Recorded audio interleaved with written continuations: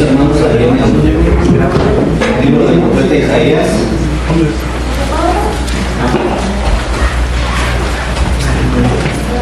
Si alguien puede prender las luces de allá también, creo que se prenden. Hermano Mario, si puedes prender las luces de allá atrás, esta es la lámpara. Sí. Gloria a Dios.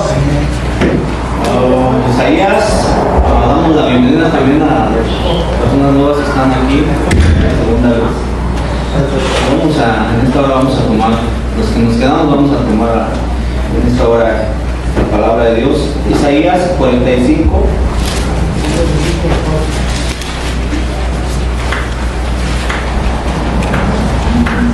Isaías 45 del así está mejor.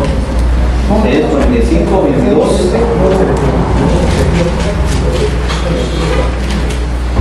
Isaías 45, 22. Venga. Ya lo tenemos, hermanos. Isaías 45, 22. ¿Sí? Pero nos vamos a poner de pie después de ya encontremos la Biblia. Alabamos a Dios y vamos a darle lectura a todos de una manera unidos para honra y gloria del Señor. Isaías 45, 22, todos lo tenemos, hermanos. Amén. Amén, gloria a Dios. Dice así: mirad a mí y sed salvos todos los términos de la tierra, porque yo soy Dios y no hay más. Una vez más, mirad a mí y sed salvos todos los términos de la tierra, porque yo soy Dios y no hay más. Ya salió también esa semana. Bueno, después le voy a pedir a mi hermano Mario, si alguno vino nuevo, vamos a cantar, hermano Mario.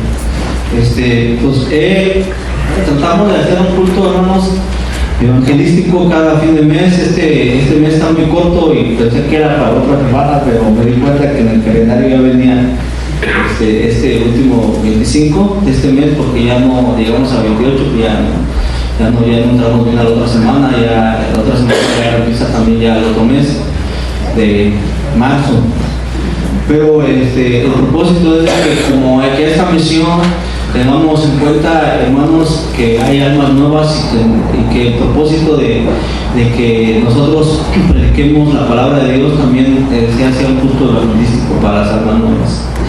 Y yo estaba meditando en esto y tomé este texto, hermanos, de Isaías 45, 22, en el cual acabamos de leer, que dice: mirad a mí, ser salvos todos los términos de la tierra, porque yo soy Dios y no hay más. Y si alguno ha estudiado, hermano, la geografía de Charles Spurgeon, podemos ver que este texto es el que Dios usó en aquel hombre que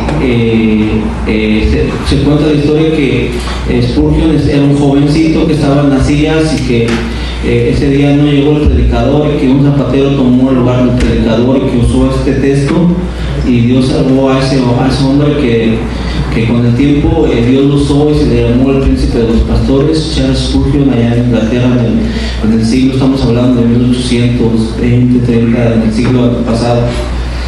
Y bueno, la Biblia, hermanos, habla acerca de la salvación. El tema principal de la Biblia, desde Génesis hasta Apocalipsis, su tema principal es la salvación del hombre. Ese es el tema principal. Desde que Adán y Eva pecaron ahí en el huerto del Edén, hubo una promesa y Dios pone los medios para que el hombre sea salvo, ¿eh? Pero vamos a ver qué es salvación. Hermano, yo puse salvación, que es salvación es sinónimo de poner en un lugar seguro, o sea, en un lugar que ya no sea peligroso, y librar también de un peligro, ¿eh? Esa es la salvación, que Dios nos libró de un peligro, que nos puso en un lugar seguro y que nos libró del pecado y sus consecuencias. El pecado tiene consecuencias para todo aquel que llega a este planeta, que nace, y si empieza a practicarlo tiene una consecuencia, ¿verdad?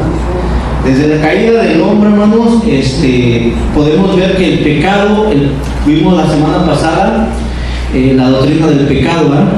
¿Se acuerdan, hermanos, que vimos la doctrina del pecado? El pecado es sinónimo de transgresión, es todo aquello que ofende a Dios, es quebrantar la ley de Dios. Dios puso leyes, Dios puso normas, Dios puso estatutos, y si alguno quebranta esos estatutos, si alguno quebranta esas leyes, es pecado, y todo pecado es transgresión en contra de la voluntad de Dios, ¿verdad? El pecado se origina desde la caída de Lucifer allá en el cielo, cuando dice ahí en el libro de Apocalipsis: entonces hubo una gran batalla, Miguel y sus ángeles pelearon contra el dragón y sus ángeles, ¿verdad? Ese es el pecado de origen, hermanos, donde allá Satanás, ¿verdad?, se rebeló contra Dios, y la tercera parte de los ángeles fue arrastrada, y entonces Dios encomienda al ángel, a Miguel, el arcángel Miguel, y entonces Satanás es arrojado, ¿verdad? Es arrojado del cielo, cae del cielo. Una cosa es bajar, otra cosa es caer. Y cuando Jesucristo estaba aquí en la tierra, dijo a sus discípulos: aquí yo doy potestad de hallar serpientes y escorpiones. Y dijo: yo vi caer a Satanás del cielo como un rayo. O sea que Satanás cayó del cielo para ya jamás volver a estar ahí. Y en cuanto a él, los ángeles que cayeron, hermanos, ya no hay redención para ellos, porque pecaron en su estado perfecto. Ellos vieron a Dios en su plenitud y ya no hay salvación. Pero también vemos la creación del hombre, y también vemos la caída del hombre, el pecado, ¿verdad? Y entonces aquí hay una gran diferencia, ¿verdad? Y nosotros ya sabemos la historia de la historia de Adán y Eva, la creación, y ya sabemos también la historia de la caída, ¿verdad? Cómo Satanás, cómo el diablo trastorna la verdad de Dios, ¿verdad? Él la cambia, ¿verdad? Entonces le dice a Adán y Eva, perdón, le dice a Eva: con que dijo Dios que no comáis ese fruto porque moriréis. Y entonces dijo Satanás: no moriréis, sino que el día que comáis ese fruto seréis igual a Dios. O sea, estaba trastornando lo que Dios había dicho, lo estaba desfigurando, lo estaba cambiando. Y esa actitud, esa artimaña que Satanás usó con Adán y Eva, hermano, es la que sigue usando ahora actualmente en el mundo, ¿verdad?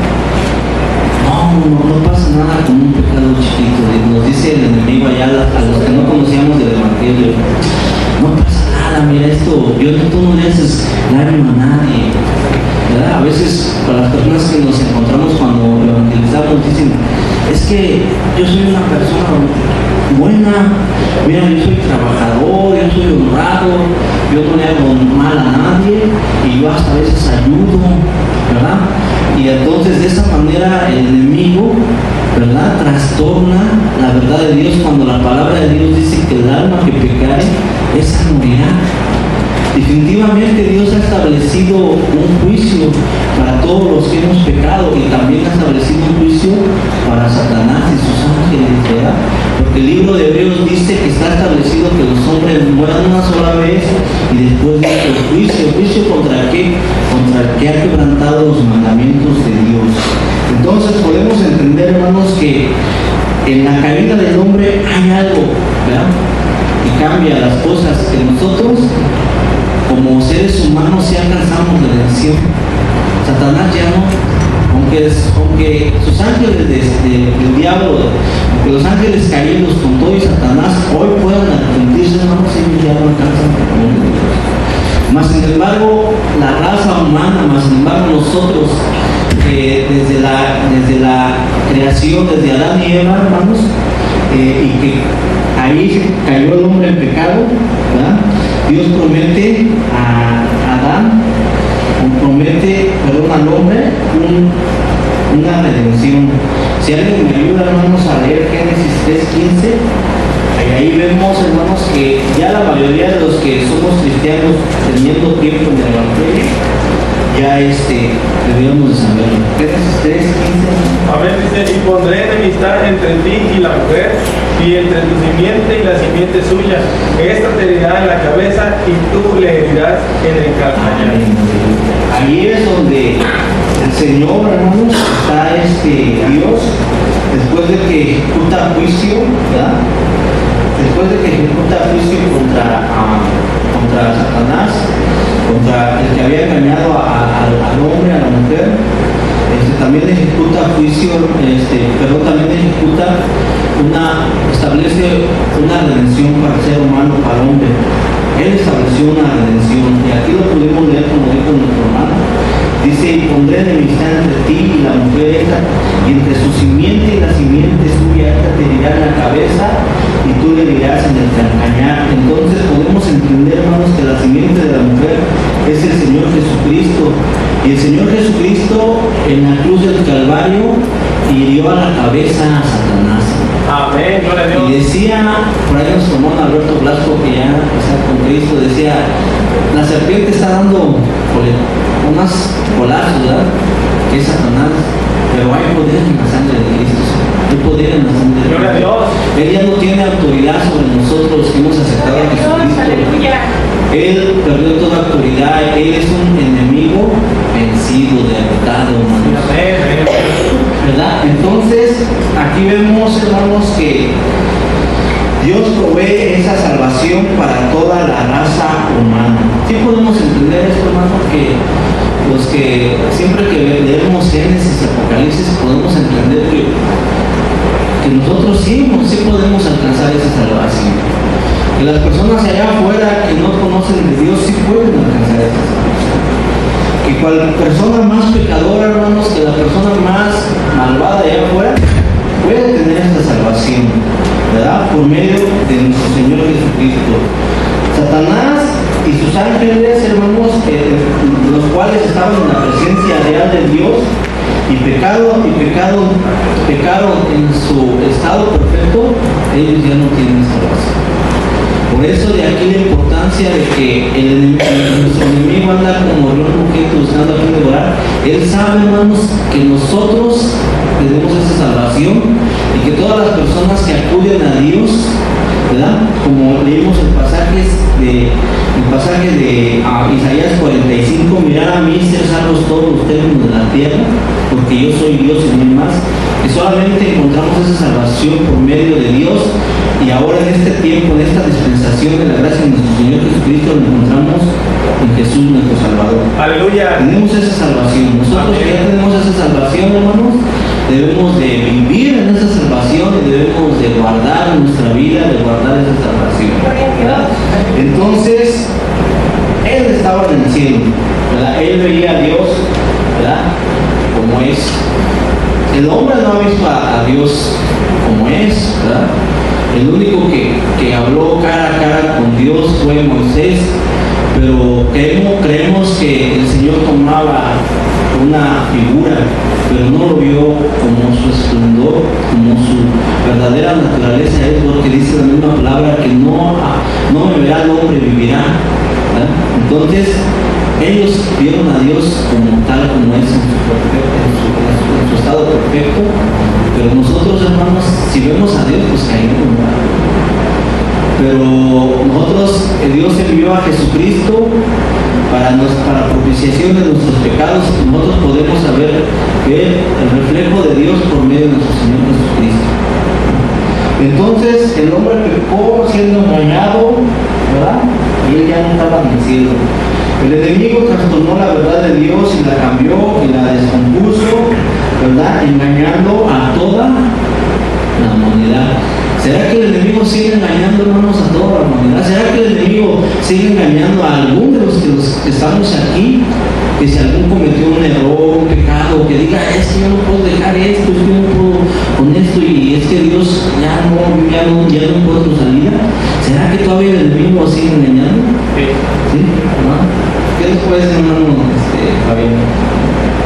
Sí, a veces por eso podemos cometer algún pecado, algún error en algo, y uno dice, es hipócrita, ¿para qué vas a la iglesia? Y a veces lo cree uno, hermano, porque piensa uno, sí es cierto, ¿verdad? Pero no, la Biblia dice que si alguno pecare, abogado tenemos para con Dios, Jesucristo el justo. Sí.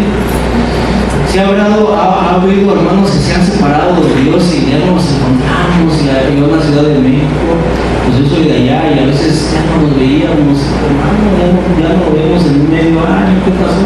Algo pasó, por algo se separó. Y el enemigo es el causante de eso, ¿no? Porque como humanos nosotros cometemos pecado, pero si nos arrepentimos, Él es fiel y justo para perdonarnos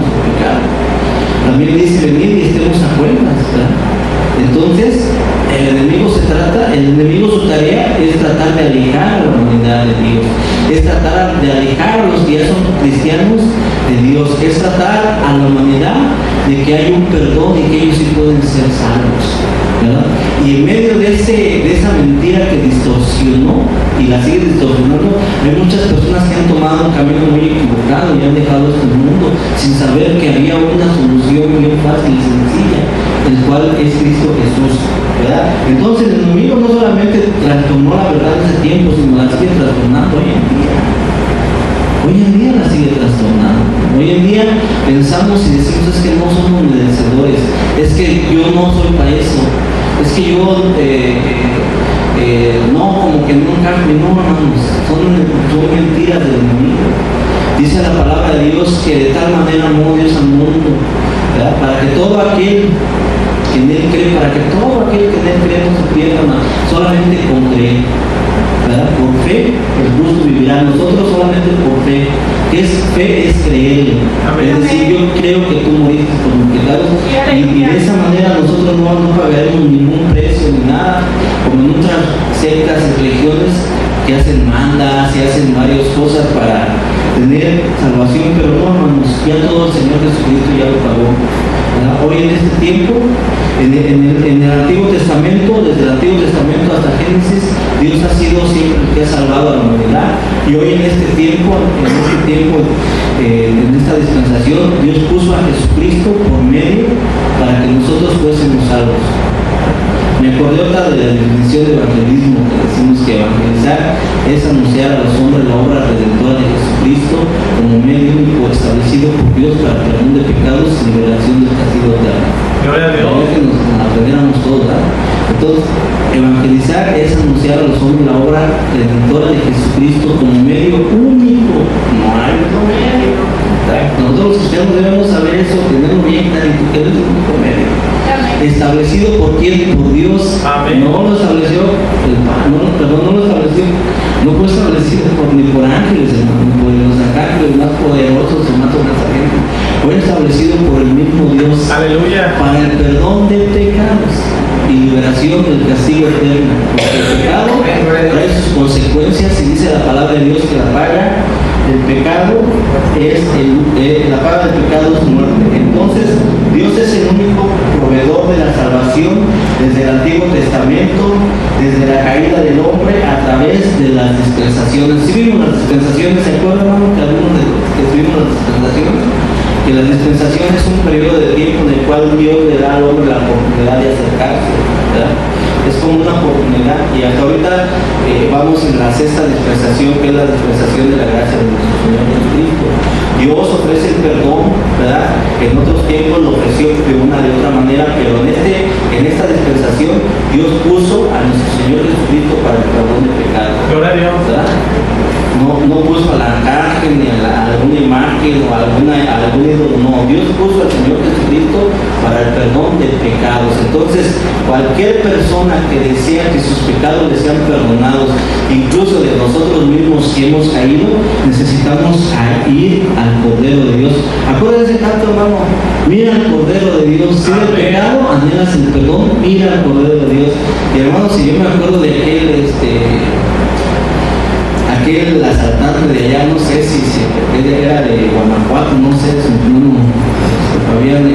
un sombrero, y él cuando se convirtió pues era un asaltante en las calles, en los caminos reales, pero cuando llegó el Evangelio, estamos hablando del tiempo después de nuestro hermano José Mejía, él tenía un sombrero, y cuando les predicaba a las personas les decía, aventaba su sombrero y decía, mira el Cordero de Dios. Gloria a Dios. Mira el Cordero. Entonces nosotros lo que necesitamos es mirar a Jesús crucificado. Aleluya. Necesitamos ir a la cruz para que nuestros pecados sean perdonados, tanto si los que estamos aquí, si hemos ofendido, o los que están allá afuera, que nos están escuchando a través de las redes sociales, si han pecado, necesitamos ir al Cordero, necesitamos ir a la cruz. Necesitamos ver a la cruz para que ahí viendo ahí en la cruz a nuestro Señor Jesucristo crucificado por todos los pecados, también nosotros le pidamos perdón, porque Él es el único medio, no hay otro medio, porque entre Dios y los hombres, ¿verdad? El único mediador no es nadie más que el Señor Jesucristo. Amén. Muchos creímos cuando estábamos en alguna religión, en la católica, la mayoría venimos y pensamos que algún santo era el medio. Y que órale este santo, mira aquel que te va a hacer el milagro. No, hermanos. El único medio establecido por Dios es nuestro Señor Jesucristo, no hay de otro. Si le queremos dar la vuelta por otro lado, no. El único medio que Dios puso para el perdón de pecado es el Señor Jesucristo.